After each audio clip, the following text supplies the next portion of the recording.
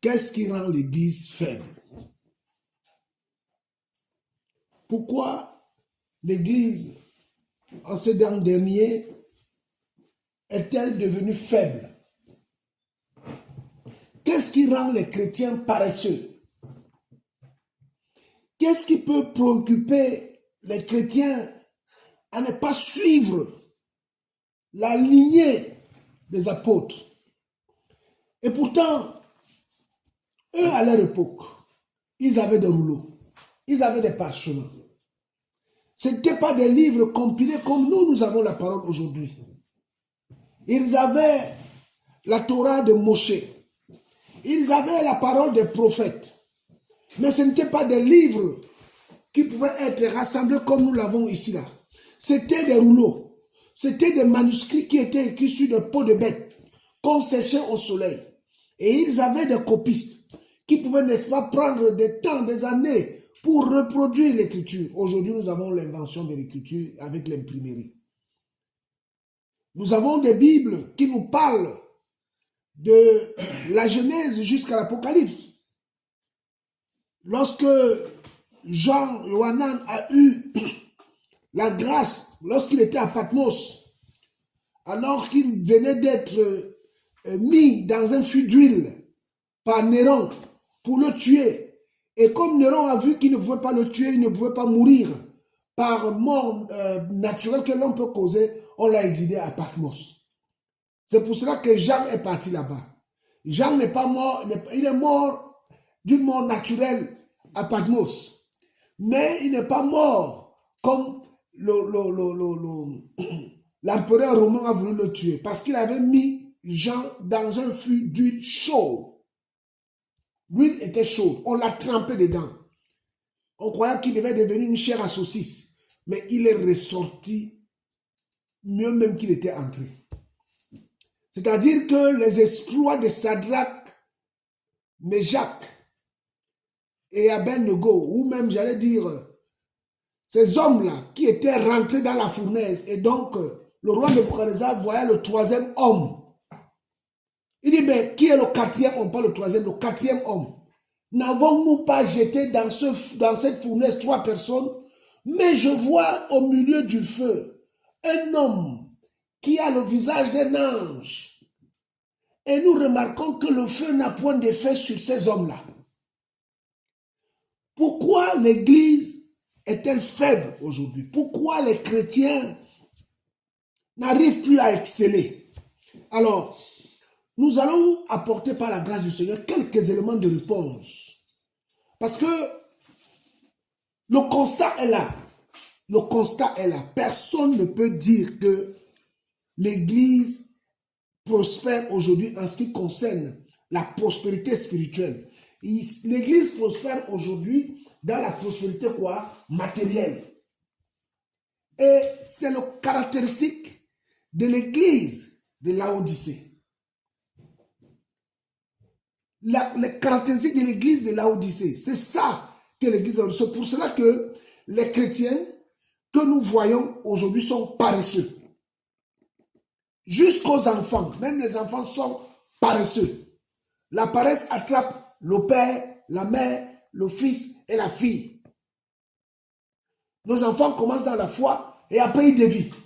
Il n'y a plus cette ferveur, il n'y a plus cette chaleur, il n'y a plus ce feu qui pouvait, n'est-ce pas, se transmettre comme Paul pouvait parler à Timothée. Il dit, la foi qui est en toi, tu l'as reçue d'abord de ta grand-mère et de ta mère, et qui maintenant, j'en suis persuadé, est aussi en qui?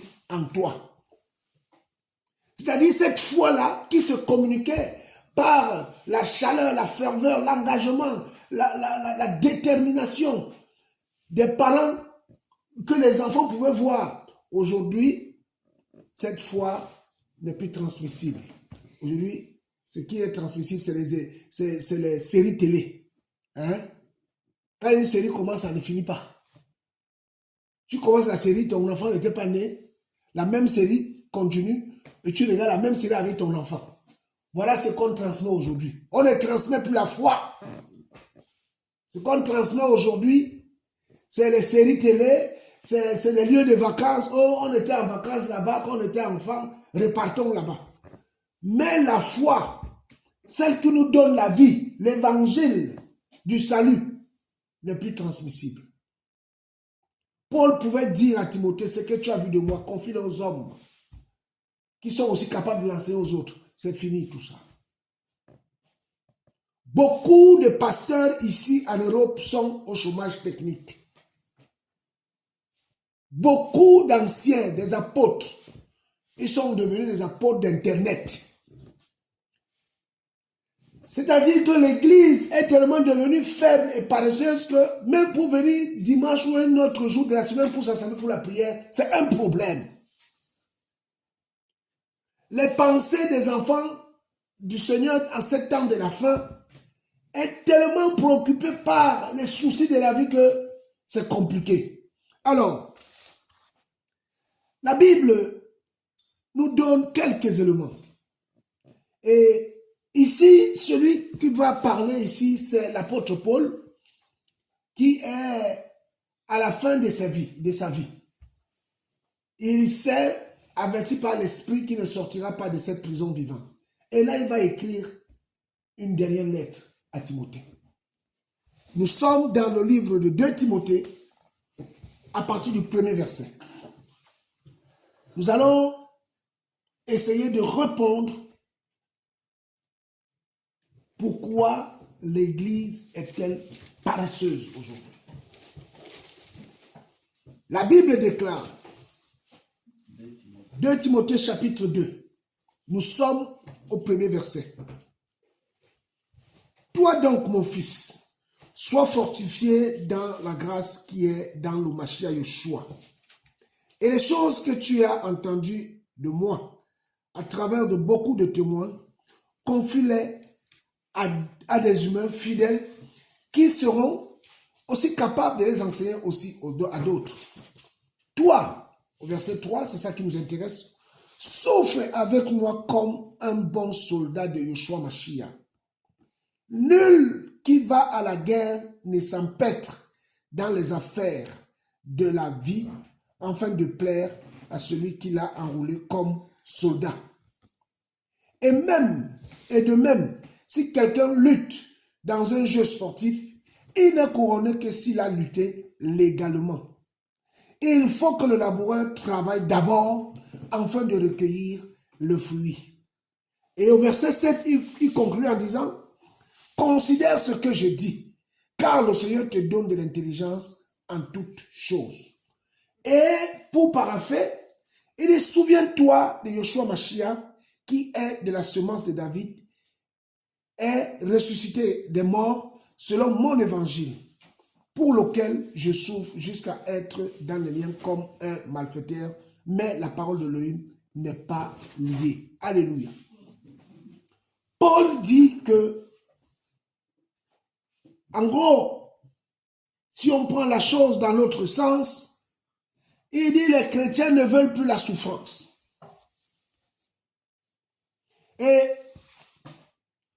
qu'est-ce qui caractérise l'église de Laodicée? L'église de Laodicée que nous constatons aujourd'hui au milieu de nous. Hier, nous avons tendance à croire que l'église catholique, c'est l'église de Laodicée. Mais non, faux. Nous ne sommes pas différents d'eux. Nous sommes en plein dans le sommeil. Nous avons ramené nos programmes à nos vies de famille. Mais nous avons oublié cette parole de celui qui dit que celui qui cherchera à sauver sa vie la perdra.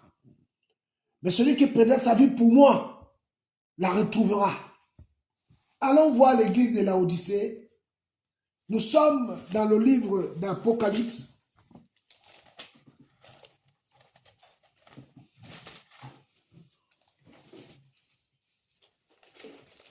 Apocalypse,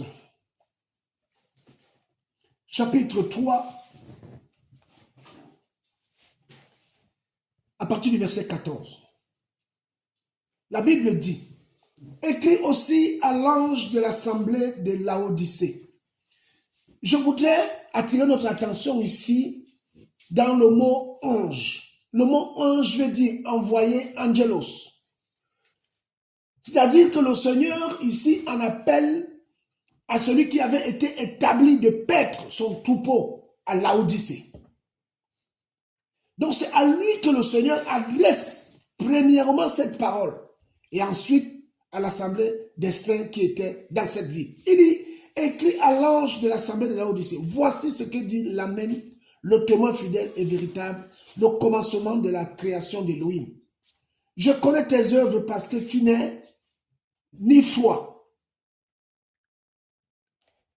La Bible dit que le Seigneur parle de cette église parce que cette église n'est ni foi ni bouillant. Si seulement tu étais foi ou bouillant, ainsi, parce que tu es tiède et que tu n'es ni foi ni bouillant, je te vomirai de ma bouche. Alléluia. C'était une église qui ne prenait pas de coups pour le Seigneur. C'était une église qui, c'était des chrétiens, quand ils arrivaient au travail, ne pouvaient pas exprimer leur foi. Il fallait se conformer à d'autres employés pour t'amener dans la séduction, la légèreté.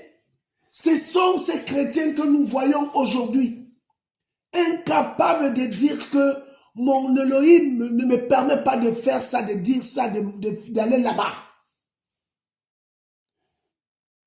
L'église de ce temps-ci est une église qui se conforme par peur de rejet dans la société. C'est-à-dire que les chrétiens que nous sommes aujourd'hui, nous avons peur d'être marginalisés. Nous voulons nous conformer. Mais Paul dit dans le livre de Romains, on va le prendre.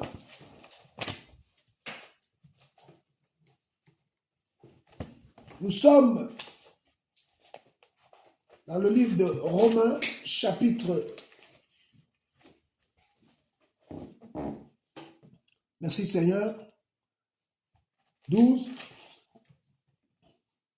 Il dit, je vous exhorte donc, frères, par la compassion de l'Élohim, à offrir...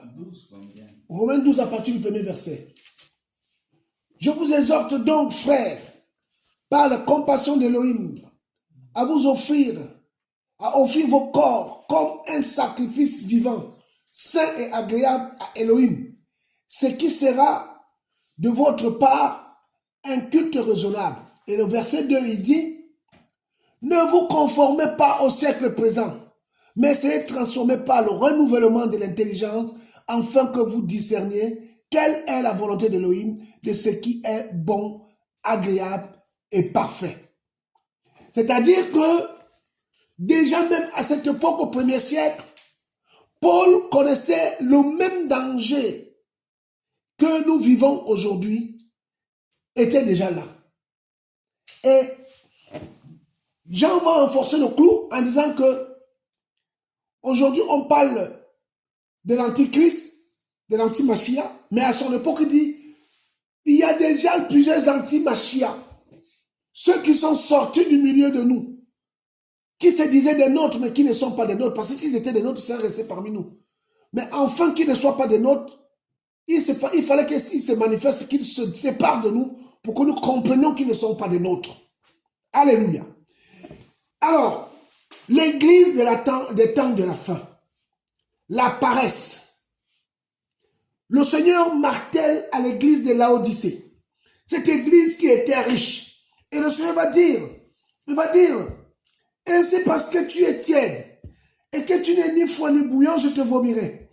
Parce que tu dis, voilà les chrétiens d'aujourd'hui, je suis riche, abondant en ressources matérielles et je n'ai besoin de rien.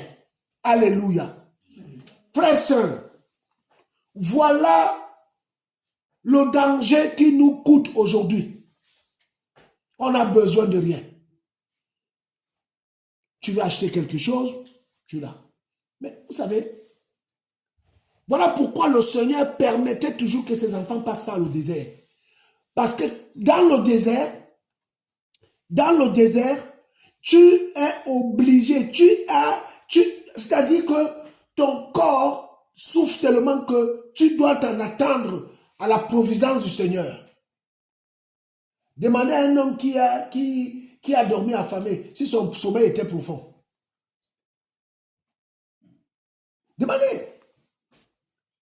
Demandez à un homme qui, 2 ou 3 jours, il cherche à manger pour lui et pour ses enfants, s'il va dormir.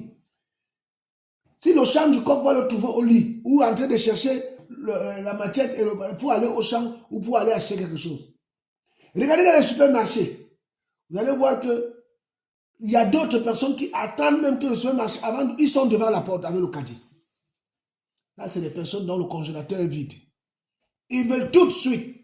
Mais la Bible dit ici, il dit que l'église de Laodicée dit, il dit, je n'ai besoin, parce que tu dis, je suis riche, abondant en ressources matérielles, et je n'ai besoin de rien. On a des voitures, les congélateurs sont pleins, les habits. L'église de ce temps de la fin, et d'ailleurs même, n'oublions pas que le Seigneur parle de l'ange d'abord. Il parle à l'ancien, au pasteur, à l'apôtre, au prophète, à l'évangéliste qui était en charge. Regardez ce qui se passe à la télé aujourd'hui avec ces grands apôtres-là. Alléluia. Mais alors, quand un apôtre dit à ses frères, Jésus m'a apparu, il m'a demandé, tu veux quoi? Il m'a dit, moi Jésus, j'ai dit, je veux l'argent. Il dit, demandez l'argent. Il dit, moi, Jésus m'a apparu. Il me dit, qu'est-ce que tu veux que je fasse pour toi? Il dit, Jésus remplit mon compte en banque. Hé, bien-aimé. Et cet homme-là est sur Internet, beaucoup le suivent. Beaucoup le suivent. D'autres qui te disent, il ne nous parle pas du ciel.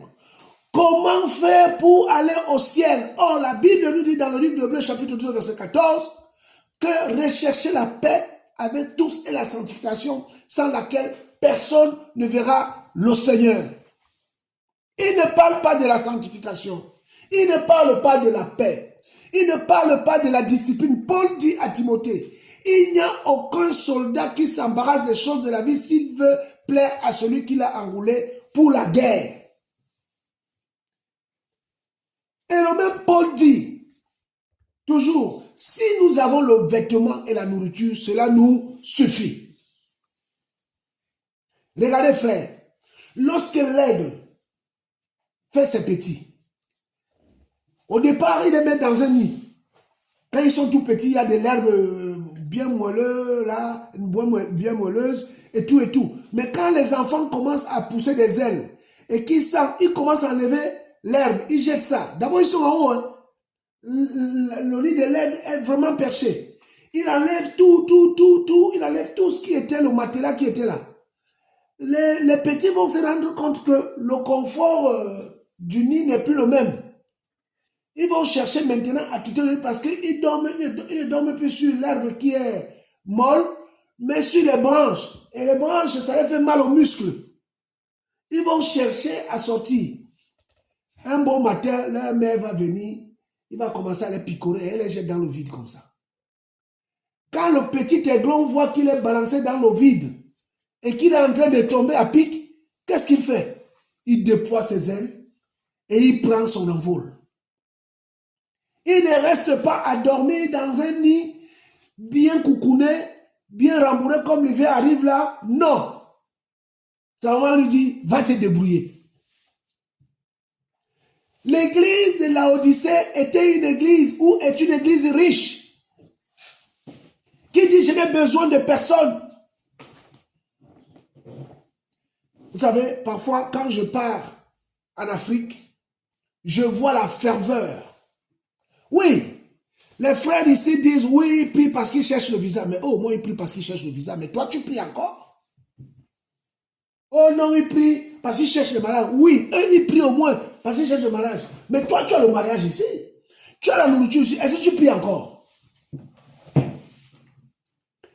C'est-à-dire que l'église de Laodicée, cette église, Laodicée frappe premièrement les nations développées.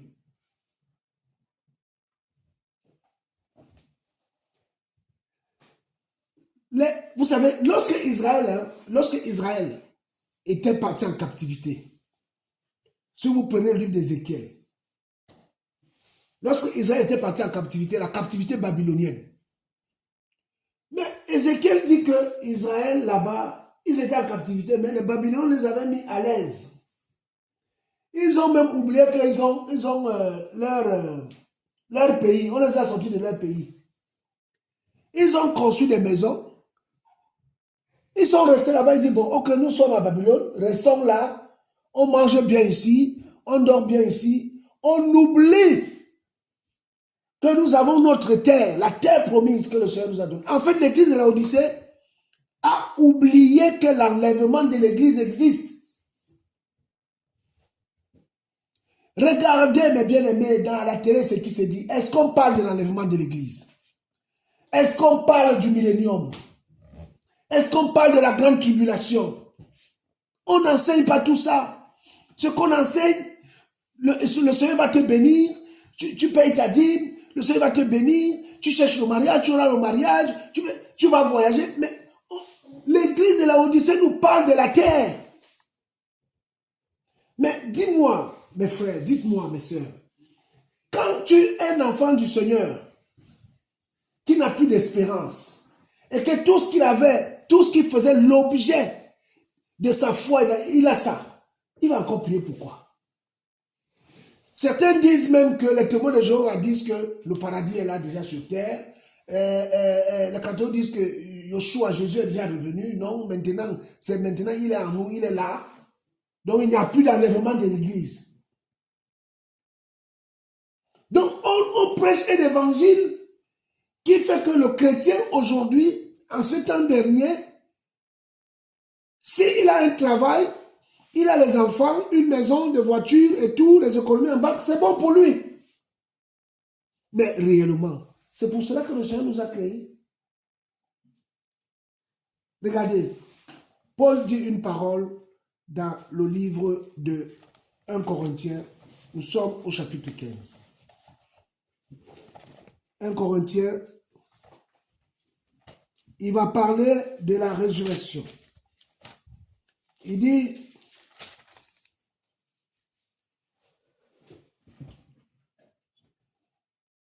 oh Adonai,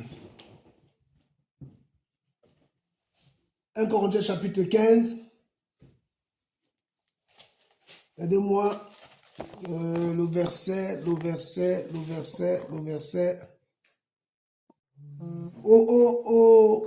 Au verset 13, on va lire à partir du verset 13, 1 Corinthiens chapitre 15 à partir du verset 13. Il dit, car s'il n'y a pas de résurrection des morts, Machia aussi n'est pas ressuscité. Et si Machia n'est pas ressuscité, notre prédication est donc vaine. Et votre foi aussi est vaine.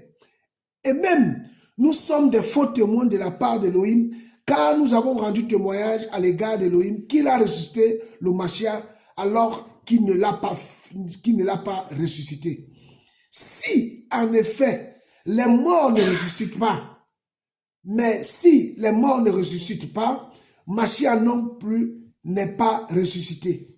Et si Machia n'est pas ressuscité, votre foi est vaine et vous êtes encore dans vos péchés. Ceux dont aussi qui sont endormis ou qui sont morts en Machia sont perdus. Et le verset 19 dit donc, si c'est dans cette vie seulement que nous avons espéré en Machia. C'est-à-dire que Paul dit que la foi chrétienne n'est pas dans l'espérance seulement de Jésus dans cette vie-ci. La foi chrétienne va au-delà de cette vie. et la rencontre et la vie éternelle avec Jésus dans une autre vie.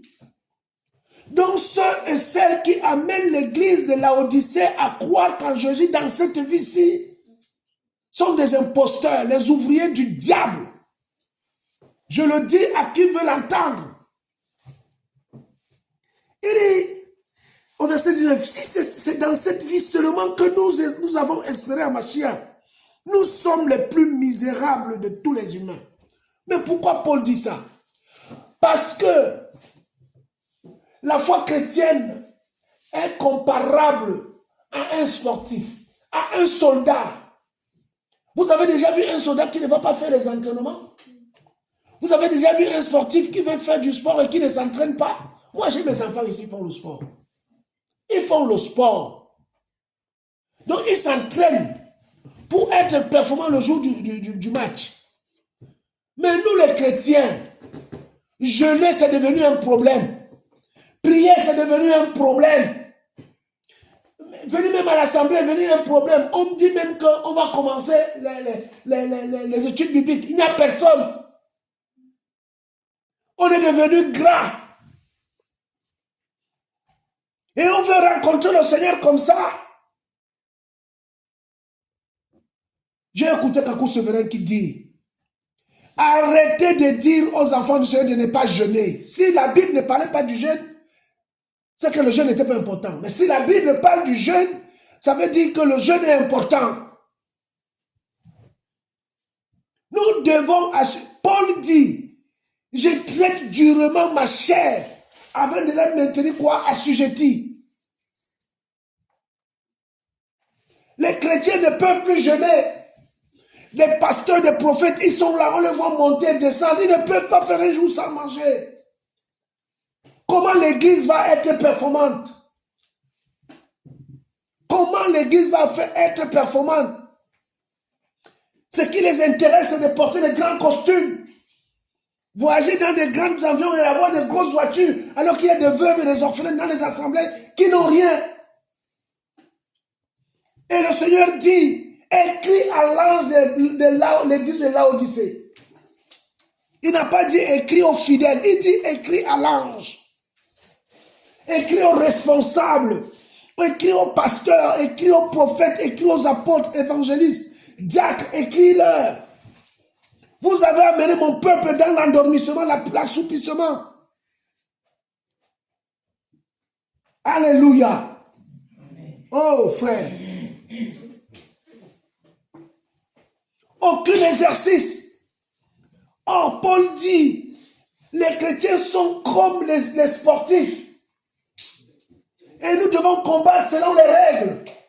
Les règles de la sanctification, les règles de la piété, les règles de l'abstinence, les règles d'humilité, les règles de sobriété, et les règles, n'est-ce pas, de jeûne, de prière, de méditation, des œuvres, des visites, des veuves et des orphelins, des malades. Voilà les règles chrétiennes que le Seigneur nous demande de mettre en pratique. Mais Paul dit, frère, il dit, si c'est dans cette vie seulement que nous avons espéré à Mashiach, nous sommes les plus misérables de tous les humains. Mais maintenant, Mashiach est ressuscité d'entre les morts, il est devenu l'offrande du premier fruit de ceux qui dorment. Oh frère. Et Paul dira dans le livre de Romains, il dit l'espérance qu'on voit n'est plus une espérance. Pourquoi l'église est faible? Parce que les leaders sont aussi faibles. Ceux qui ont reçu le mandat de paix, le peuple du Seigneur, ils se sont détournés pour aller manger dans les grands restaurants, pour aller faire des voyages. Au lieu de prendre du temps à éduquer, à exercer, ils ont reçu l'appel authentique du Seigneur, écrit à l'ange de l'église de Laodicée. Il n'a pas dit écrit au chrétien, écrit à l'ange.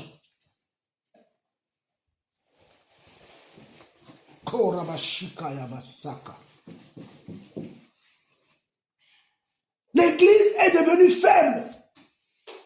Tout ce dernier temps, mon frère Samuel, c'est mon sujet de prière. Tu sens que l'atmosphère est lourde. Les ténèbres règnent. Or, les enfants du Seigneur doivent se lever. Mais il faut une discipline. Il faut une discipline. Mais comment vont-ils se lever? Quand il y a les McDo, il y a les promotions de McDo, à 5 €, tu as un McDo, suite coca, tout, double, triple viande. Tu manges, quand tu manges, tu ronfles seulement. Comment ils vont faire? Et ils vont dire, le jeûne, ce n'est pas important. Le jeûne, ce n'est pas important. Et il faut se lever dans la prière et dans l'esprit. Les disciples ont dit au Seigneur, mange. Le Seigneur leur a dit quoi? J'ai mangé une nourriture que vous ne connaissez pas. Qui a permis à Moïse de faire 40 jours et 40 nuits sur la montagne, sans manger et sans boire? Est-ce que c'est le même Elohim que nous adorons aujourd'hui ou pas? Est-ce qu'on pouvait titiller les 12 apôtres? Est-ce qu'on pouvait se mettre devant Barnabas et Paul pour leur dire quel Elohim tu crois? Ils étaient tous, ils avaient tous l'onction. C'était des hommes de prière, les hommes de feu. Est-ce qu'on pouvait parler à Marie, à Marthe? On pouvait parler à Priscille? On pouvait parler à Aquila? On pouvait parler à Lydie? C'était des femmes onctionnées. Aujourd'hui, l'église de Laodicée, on a reçu des matelas intelligents. Maintenant, quand tu prends la forme du matelas, il prend, on dit que mémoire de forme. C'est-à-dire, quand on te prépare déjà dans un cercueil avant même de mourir, que tu es déjà mort. Quand tu te couches, le matelas s'arrange parce que ça a des capteurs intelligents. Le matelas va se souvenir que cette nuit, tu as dormi plus longtemps dans cette position. Donc, il faut, quand tu viens déjà, il va te remettre dans cette position pour que tu dormes bien. Tu n'as même plus de rêve ni de vision. Tu dors pour la mort. Ah oui, j'écris beaucoup, hein. J'écris beaucoup. Que le Seigneur m'aide.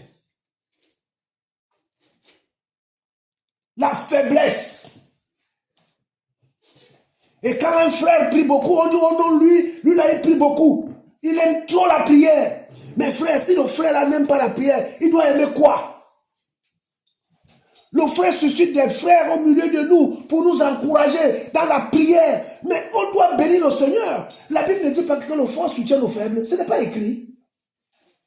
Mais maintenant, quand le fort, celui qui a reçu une grâce dans un domaine bien précis, veut entraîner, exercer ses frères, c'est les mêmes frères qui disent, oh, lui là, comme hier là, on m'a appelé, j'ai un frère qui m'a appelé. Ils doivent aller faire un travail, un frère pasteur m'a appelé. Écoutez bien l'histoire, mes frères. Un frère pasteur m'appelle. Son frère pasteur l'appelle pour aller faire un travail de prière et de délivrance pour un enfant qui était un esprit de folie. Donc, il appelle, comme il devait aller au rendez-vous, lui, il ne savait pas l'heure. Donc, comme il appelle quand même, il savait qu'il devait se voir, il devait partir. Il répond, il lui dit, je suis en prière, laisse-moi finir la prière et je vais arriver au partir. Le frère pasteur de l'autre côté s'énerve. Il dit, mais quelle est cette histoire? Tu es toujours en prière, tu es toujours en prière. Il dit, quoi? Un pasteur dit à un autre pasteur, c'est quoi cette histoire? Tu pries trop? Jesus Christus. C'est quoi cette histoire? La prière, la prière, la prière. Oh, j'ai dit au frère, il t'a dit ça? Il me dit, oui, il m'a dit ça. Mais j'ai trouvé ça bizarre. Je dis, mais comment tu trouves ça bizarre? Mais tout est clair. Ton frère te dit, laisse-moi d'abord finir de prier, après on part.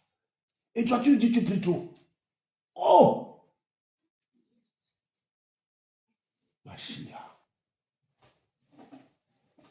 Voilà l'église de Laodicée. Quand un se lève pour faire quelque chose, on dit, tu en fais trop. Reste là, mangeons ici, là, mangeons. Il y a les pots de viande, il y a la rouelle de porc qui est là, les chines de bœuf. Voilà. Comme là maintenant, c'est le froid qui arrive, c'est la tartiflette. On te trempe le morceau de viande dans le fromage qui dégouline. Et tu manges, comment on appelle même ça? La tartiflette, c'est les pommes de terre avec du fromage, du bon fromage, du comté. Comme dit, c'est la raclette. Voilà. La fondue. Alors, il y a une Française là qui dit la fondue. Donc, j'ai eu un écart de langage parce que vraiment, c'est des mets de terroir de la France. Oui, c'est trop bon. Mais quand tu finis d'avaler comme ça le fromage, écoutez le cocktail, fromage, patate, jambon, tu vas te réveiller la nuit pour prier. Aïe, aïe, aïe, aïe, aïe, aïe, aïe, aïe. Mon frère, voilà la paresse de l'église. Voilà la paresse de l'église. Regardez, frère. Regardez ce que l'apôtre Paul dit. Paul, il dit quelque chose dans le livre de 2 Corinthiens. 2 Corinthiens, nous sommes... ah Seigneur. 2 Corinthiens...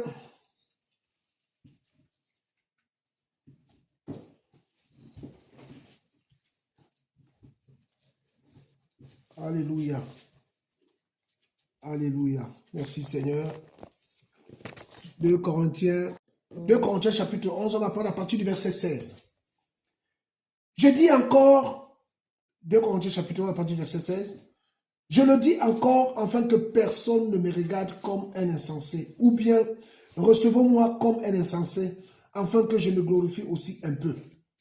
Ce que je dis, je ne le dis pas seulement, je ne le dis pas selon le Seigneur, mais comme par folie, avec l'assurance d'avoir de quoi me glorifier. Puisque beaucoup se glorifient selon la chair, moi aussi je me glorifierai. Car vous supportez volontiers les insensés. Vous qui êtes sages, car si quelqu'un vous réduit à l'esclavage, si quelqu'un vous dévore, si quelqu'un s'empare de vous, si quelqu'un se lève au-dessus de vous, si quelqu'un vous frappe au visage, vous le supportiez. Je le dis avec honte, comme si nous avons été faibles. Mais si quelqu'un ose se glorifier en quelque chose, je parlerai en insensé. Moi aussi, je l'ose. Sont-ils hébreux? Moi aussi. Sont-ils israélites? Moi aussi. Sont-ils la postérité d'Abraham? Moi aussi. Sont-ils serviteurs d'Élohim et du Mashiach? Moi aussi. Je parle comme un aliéné.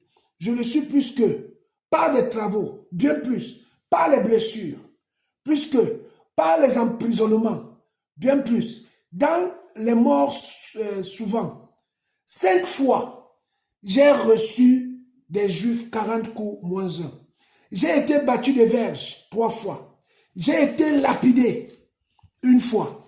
J'ai fait naufrage 3 fois. J'ai passé 1 jour et 1 nuit dans la mer profonde, souvent en voyage, en péril sur le fleuve, en péril de la part des brigands, en péril de la part de ceux de ma race, en péril parmi les nations, en péril dans les villes, en péril dans les régions inhabitées, en péril sur la mer, en péril parmi les faux frères, dans la peine et dans le travail dur et difficile. De fréquentes veilles dans la faim, dans la soif, souvent dans quoi? Dans les jeûnes. Alléluia. Dans le froid et dans la nudité. Voilà un apôtre. Alléluia. Mon frère Samuel, est-ce qu'il y a le repos ici? Paul dit qu'il était souvent dans le jeûne. Il a été lapidé.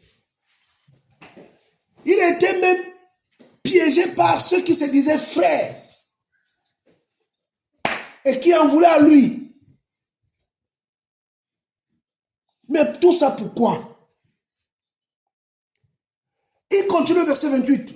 Outre les choses de dehors, ce qui me tient assiégé tous les jours, c'est le souci que j'ai de toutes les assemblées. La bonne marche et la foi chrétienne de ses frères étaient pour lui un problème. Et il ne pouvait pas avoir du repos. Les vrais apôtres ne comptent pas leur église en milliers de personnes quand ils prêchent. Mais les vrais apôtres appelés du Seigneur se soucient du troupeau. Alléluia.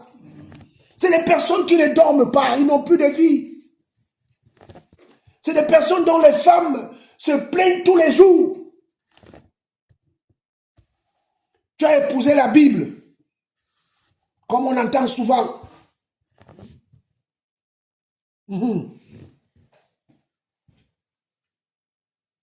Paul dit qu'il est assiégé par les soucis que lui produisent des assemblées. Regardez l'ange de l'église de Laodicée. Ça veut dire qu'au jour d'aujourd'hui, je vais dire quelque chose. Frères et sœurs, écoutons bien. Écoutons très bien ce que l'Esprit vient de me révéler. La faiblesse chrétienne aujourd'hui, les chrétiens sont faibles aujourd'hui à cause de quoi? De leurs pasteurs. Souvenez-vous, hein? Souvenez-vous dans les assemblées. Quand quelqu'un vient dans une assemblée et il trouve que les dirigeants de cette assemblée sont des hommes de prière, il fait comment? Il prie, non? Oui. Il prie. Quand il arrive dans une assemblée, il trouve que les pasteurs, les frères qui travaillent là-bas sont des gens qui prient, ils jeûnent. Il fait comment? Il fait pareil. Voilà pourquoi Paul dit, il n'y a pas de soldat qui veut s'embarrasser des choses de la vie. S'il veut plaire à qui? À celui qui l'a enrôlé pour la guerre. Et il dit, la terre ne sera couronnée s'il n'a combattu selon les règles. L'église est endormie. Et le Seigneur dit, dans cette église d'Apocalypse, nous repartons à l'église de Laodicée, le Seigneur nous donne un conseil. Écoutons s'il vous plaît. Il dit, parce que tu dis tu es riche, abondant en ressources matérielles, je n'ai besoin de rien. Mais tu ne sais pas que tu es malheureux, misérable, pauvre, aveugle et nu. C'est-à-dire que cette église, l'ange de cette église avait fait perdre la vision du ciel.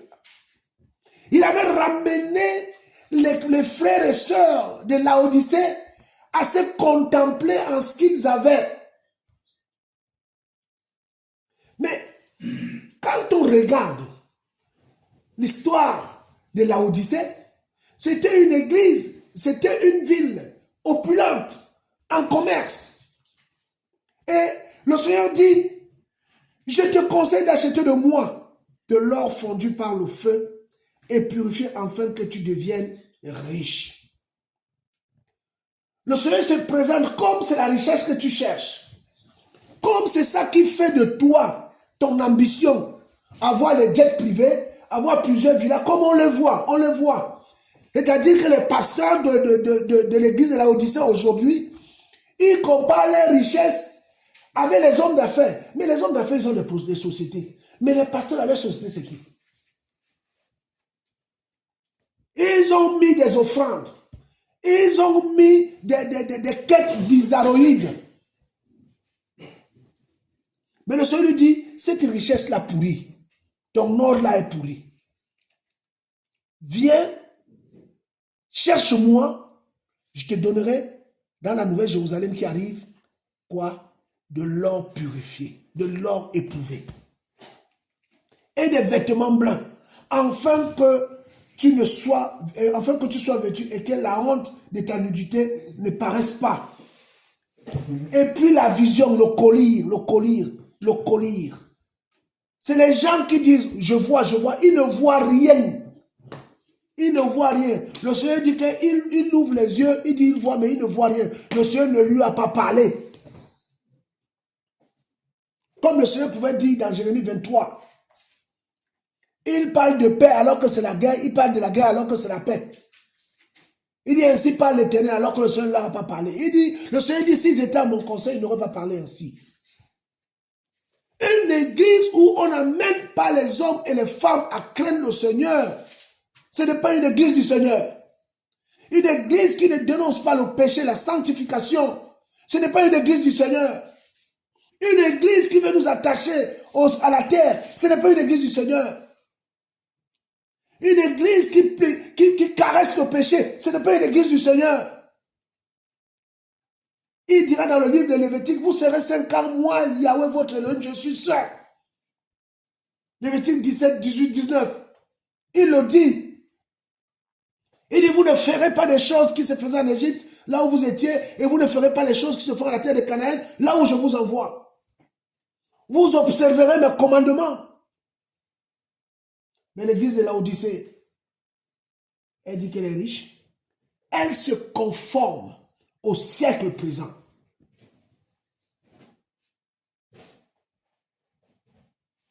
C'est-à-dire, moins on en fait, nous sommes rendus à un point qu'aujourd'hui, je ne sais pas qui a dit que l'église doit s'arrêter à midi. Hein. Moi, je ne sais pas. Moi, je ne sais pas qui a donné cette heure-là. C'est-à-dire que l'heure de la nourriture, la culture, maintenant, il faut qu'à midi, tout le monde soit à table. C'est la peine du ventre. C'est-à-dire que le pasteur, quand il prêche, il enseigne, il regarde la montre. Midi, ah là, vraiment, si je ne veux pas que l'église se vide là, maintenant, là, vaut mieux que j'arrête, on se sépare, chacun va faire. Mais oui, mon frère, j'ai donné, c'est la vérité. Et quand on se met à table dans ce pays-ci, on peut commencer à manger de midi vers 14, 15 heures. Oh non, on va passer au fromage. On passe, oh c'est d'abord l'entrée. L'entrée peut prendre 40 minutes. Mais si tu écoutes, si tu es dans un enseignement biblique, 40 minutes, tu commences à bailler. Il y a un souci. L'homme ne vivra pas du pain seulement, mais du parole qui sort de la bouche d'Élohim. Bien-aimés, exerçons-nous, mes frères et sœurs, exerçons-nous à la prière, exerçons-nous aux jeunes, exerçons-nous à l'étude biblique, exerçons-nous à la sanctification, à la pratique des bonnes œuvres. Alléluia. L'Église doit retourner à la source. Nous devons retourner à la source. Prenons le modèle biblique. Regardons ceux qui ont excellé. Un homme comme Élisée, lorsque Élie va l'appeler, il va sacrifier ses pains de bœuf et puis il va suivre Élie.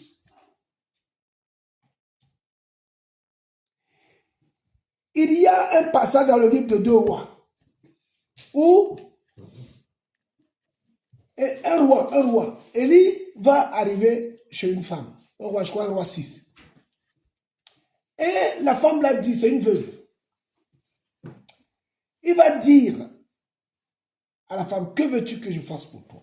Et la femme va lui dire, homme de l'homme, tu savais que ton serviteur, mon mari, créait le Seigneur. Mais il est mort, il a laissé les dettes. Voici maintenant le créancier veut prendre les enfants pour les asservir afin de payer la dette. Cet homme prophète, créant le Seigneur, est mort et il a laissé les dettes. Je ne dis pas que les parents ne doivent pas amasser pour les enfants. Paul le dit très bien dans le livre de 2 Corinthiens, là-bas, je crois au chapitre 9, là-bas. Ou 11 ou 9, je ne sais pas. 11, 12, 9, là. 11, 12, 9, là-bas. Il dit, ce n'est pas aux parents d'amasser pour aux enfants d'amasser pour les parents, mais c'est les parents d'amasser pour les enfants.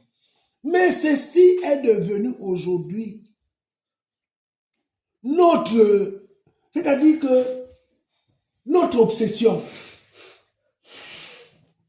C'est-à-dire que les parents d'aujourd'hui, moi je vois, hein, on croit qu'on aime plus nos enfants que le Seigneur lui-même. Mais c'est une erreur. On se soucie plus de nos enfants plus que du Seigneur qui nous a donné ses enfants. Mais mes chers frères, mais mettons l'équilibre dans ce que nous faisons.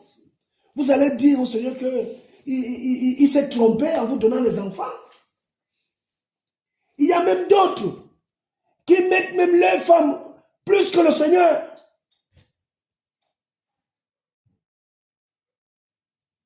On va dire, oh non, mais tu sais, on est au temps de Noé, il faut rester avec sa famille. Mais ils ont oublié une chose. Ce que Noé a évangélisé, le Seigneur lui a dit, va, dis-leur. Noé leur a dit ce qui devait arriver. Et ils n'ont pas compris. Il a commencé à construire l'arche. Et si quelqu'un est venu aider Noé à construire l'arche, Noé l'a chassé. Il ne voulait pas. Mais nous, on ne fait pas ce que Noé a fait. Noé était un prédicateur de la justice. Mais aujourd'hui, nous, on ne prédique même plus la justice dehors. On dit on reste avec nos familles seulement, entre nous seulement là. Femme, papa, maman, enfant, c'est là. Oh, c'est l'âge de Noé. Maintenant, on est l'âge de Noé. Oui, mais on est l'âge de Noé. Mais Noé, lui, il a prêché à son époque.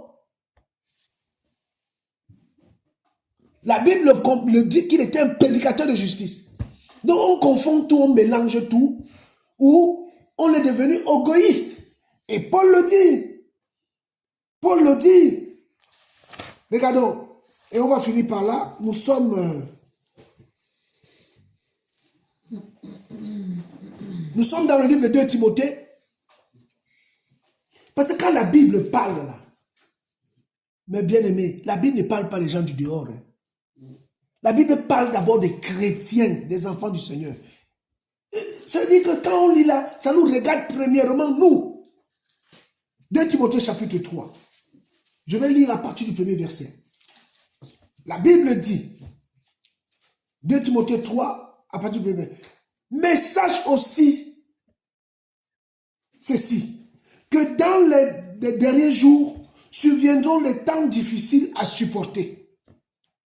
Car les gens seront amoureux d'eux-mêmes, aimant l'argent,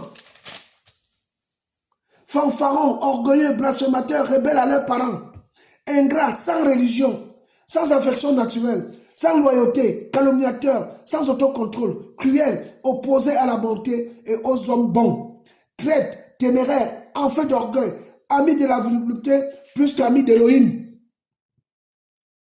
ayant l'apparence de la piété. Mais il parle de qui ici? Il parle des chrétiens. Est-ce que le Père sait que l'apparence de le Père sait que la piété c'est quoi? Il dit, ayant l'apparence de la piété, mais ayant renié sa puissance. Il dit, éloigne-toi aussi de ces gens-là, car c'est d'entre eux que sortent ceux qui se glissent dans les maisons et qui combattent, qui amènent captives des petites femmes chargées de péché et guidées par toutes sortes de désirs, qui apprennent toujours et qui ne parviennent jamais, qui ne peuvent jamais venir à la connaissance précise et correcte de la vérité. Et il prend allusion aussi, mais comme Janès et Jambres s'opposèrent à Moshe, ceux-ci de même s'opposent à la vérité. Gens à l'esprit corrompu et réprouvé en ce qui concerne la foi. Donc, l'église de Laodicée est remplie de ces personnes-là. Des orgueilleux, des fanfarons, des blasphémateurs, des rebelles à leurs parents. Donc, ils viennent là, et les enfants, ils répondent aux parents n'importe comment, mais dimanche, c'est eux qui prophétisent, c'est eux qui chantent, qui jouent aux instruments et tout et tout. Ils sont rebelles. Sans affection naturelle, sans loyauté, calomniateurs, sans autocontrôle, cruels, opposés à la bonté et aux hommes bons, traîtres, téméraires, enfants d'orgueil, amis de la vérité plus que d'amis de l'Élohim, ayant l'apparence de la piété, mais ayant renié sa puissance. Et Paul dit, éloigne-toi de ces gens-là.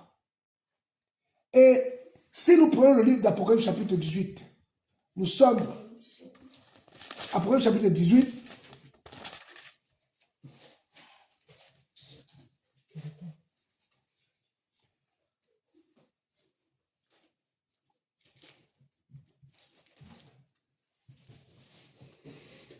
à partir du verset. Et après ces choses, je vis un autre ange descendu du ciel, ayant une grande autorité, et la terre fut illuminée de sa gloire. Et il cria avec force, d'une grande voix, disant, elle est tombée, Babel la grande, et elle est devenue une demeure de démons, et une prison pour tout esprit impur, et une prison pour tout oiseau impur et détesté. Parce que toutes les nations ont bu du vin de la colère de sa relation sexuelle illicite. Et les rois de la terre se sont prostitués avec elle. Et les marchands de la terre sont devenus riches par le pouvoir de son luxe. Et j'ai entendu une voix, c'est le verset qui nous intéresse, une autre voix du ciel disant, sortez d'elle, mon peuple, afin que vous ne participez pas à ces péchés et que vous ne receviez pas une part de ces fléaux. Alléluia. Donc le Seigneur nous dit, sortons de Laodicée. cette église tiède, qui n'est ni bouillante, ni froide, mais qui est tiède. Quand il avait les chrétiens, il se comporte comme chrétien. Oh mon frère, comment ça va? Oui, ça va pas, la grâce d'Élohim. Tout va bien, le Seigneur fait grâce. Mais quand il se retrouve avec les païens, il danse même plus qu'eux. Là-bas, on dit, ah oui, mais c'est un bon mec, hein. Il est un bon mec là-bas, Flavien, c'est un super mec et tout. Voilà. Ben oui. Mais quand il se trouve avec les frères aussi, ah ben Flavien, c'est un bon mec. Ah non, frère, tu ne peux pas être apprécié de tout le monde. En tout cas, si tu as apprécié du monde, le Seigneur te bénira. Voilà la faiblesse de l'église de la fin. On a trop de programmes. Trop de programmes. Trop de distractions. Mais on n'a jamais le temps pour le Seigneur. Mais ce n'est pas comme ça qu'on pourra ravir le ciel. Non, bien-aimé. Croire au Seigneur, c'est un investissement. Et quand tu investis quelque part, de la même manière que le Seigneur a investi pour nous, il faut savoir que le Seigneur a investi sur nous. Il a investi sur nous, il nous a donné des dons et des talents. Vous ne connaissez pas la parabole du talent, du talent. Il a dit au monsieur, mais pourquoi tu n'as pas amené mon talent à la banque qui me rapporte des intérêts? Tu l'as enterré, il t'a servi à quoi? Et l'autre qui avait reçu 2, il en a amené 4. Ah ben l'autre qui avait 3, il a ramené 6, l'autre 4, 8. Ah ben, va donner mon talent au banquier, il va me rapporter des intérêts. Donc quand certains hommes se lèvent pour servir le Seigneur avec authenticité et crainte, on dit qu'ils aiment le ministère. Mais toi qui es assis, tu fais quoi? Ou ils vont commencer à le chercher. Oh non, il a couché avec telle femme. Oh non, il a volé l'argent de l'église. Oh non, il fait... Non, frère. Lui au moins il répond à l'appel. Et toi? Réveillons-nous.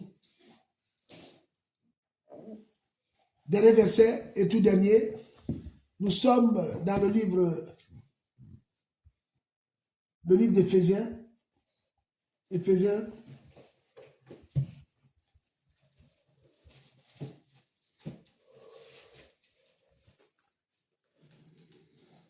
Alléluia. Nous sommes, le livre de Romains, autant pour moi, Romains chapitre 13,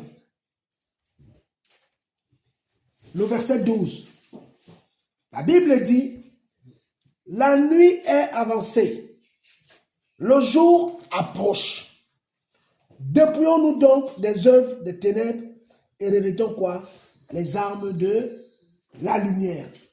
Au verset 13, il dit, marchons honnêtement comme en plein jour, loin des excès et de l'ivrognerie, de la luxure et de l'impudicité, des querelles et des jalousies.